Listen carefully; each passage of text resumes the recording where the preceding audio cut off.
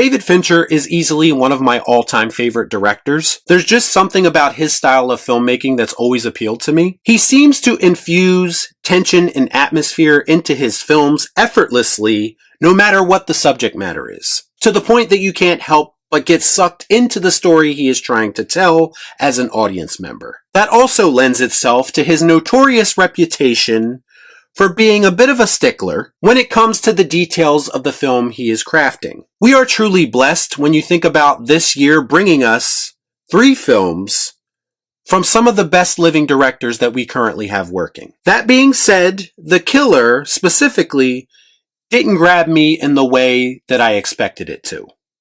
Let's discuss. I watch so you don't have to.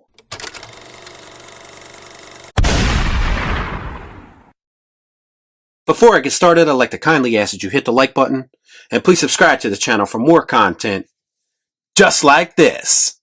All I'm offering is the truth, nothing more. Solitary, cold, methodical, and unencumbered by scruples or regrets.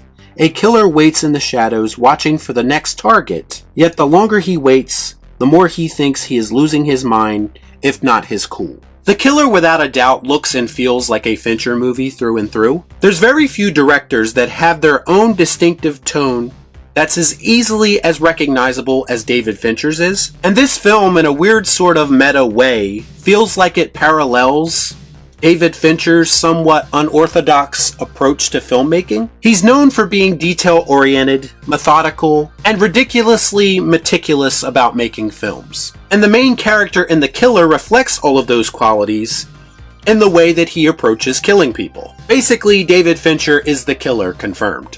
Whoa, whoa. Here I come. Oh, here I come. Oh. This movie begins with a very drawn-out sequence where the killer is basically biding his time, observing the situation and his target, and formulating a plan, all while giving us an endless stream of facts and statistics through a voiceover that is meant to sound like the mental ramblings of a man who's on the edge of sanity. The whim of a madman. I appreciated the way that Fincher took his time with this opening sequence and didn't rush through it, because that's really the only way that he could properly introduce us to a character like this. And as an audience member, we do get a good sense of what he's all about. Michael Fassbender, by all accounts, was the perfect person to play this role, and he does an amazing job in his performance while having very little dialogue and showing very little emotion. He is the very definition of a straight-faced killer. Perfection. It's when one of his hits goes awry that this movie switches gears a little bit and turns into more of a revenge flick. I think the biggest issue with that decision is that the character is so intentionally emotionless and cold that I found it somewhat difficult to be invested in his crusade. Sure, it's cool to see him plan out his revenge like only he can, but it kind of means a lot less because there's no real emotion behind it. And by extension, when he carries out his revenge, it doesn't really resonate in the way that you hope it would. That makes sense. Don't get me wrong, it's made very clear that he's not intended to be portrayed as a nice guy or sympathetic figure, but because of that, it's also not a lock that I'm going to care about his mission. The story is pretty straightforward, but I almost wish that they left the revenge part of it out of it. I think it would have actually been more interesting if the whole movie was just him killing different people in different situations and basically just doing his job, and really diving into the mental state that a job like this puts you in. Is it just me?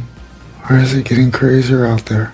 And I feel like that concept is touched upon, but they never really go all in on it, because again, they get distracted by this revenge plot. It feels like that part of the story was added after the fact to give it a more traditional cinematic flair, and I just don't really feel like the film needed that. I think Fincher should have leaned into the more unconventional story structure that mirrors a very much unconventional lead character. To me, Fincher's best movies, The Sevens, The Zodiacs, The Social Networks, have a human element to them that makes whatever's going on in the plot resonate with audiences. What's in the box?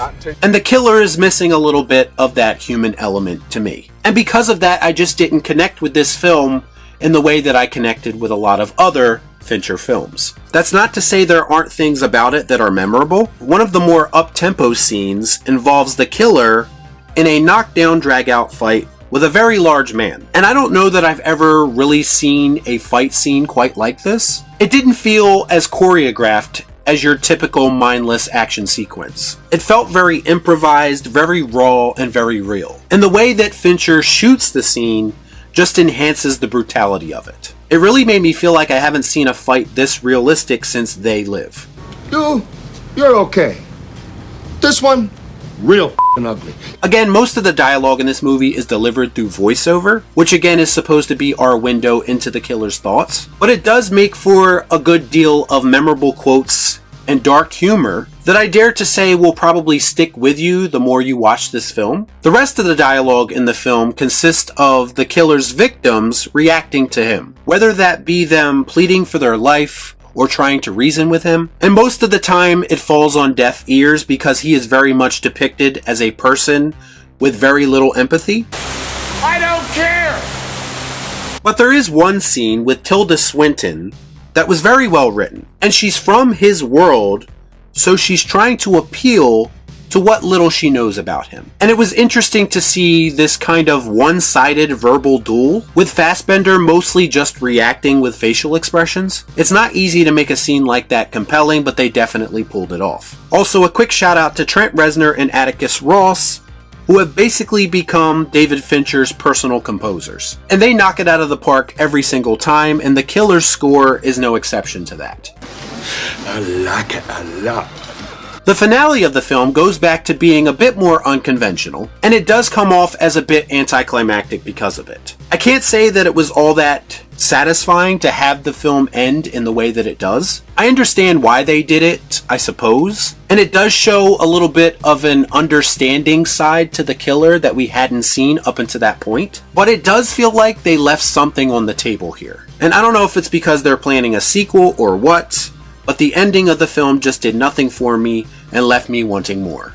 No, don't like that. Bottom line, The Killer is competently made from a pure filmmaking perspective, which is a given at this point when you consider David Fincher is at the helm. The story itself, however, left something to be desired, and left me feeling a bit more underwhelmed by the film than I was expecting. It's not terrible by any means, and it has a lot of redeeming qualities, but it's far from Fincher's best. Michael Fassbender is easily the highlight of the film for me, and I think he puts on a low-key, subtly great performance. I definitely wasn't blown away by The Killer, but I wasn't disappointed that I watched it either. It did enough to keep me interested somewhat, and that's why I'm going to give it the Please Palpatine.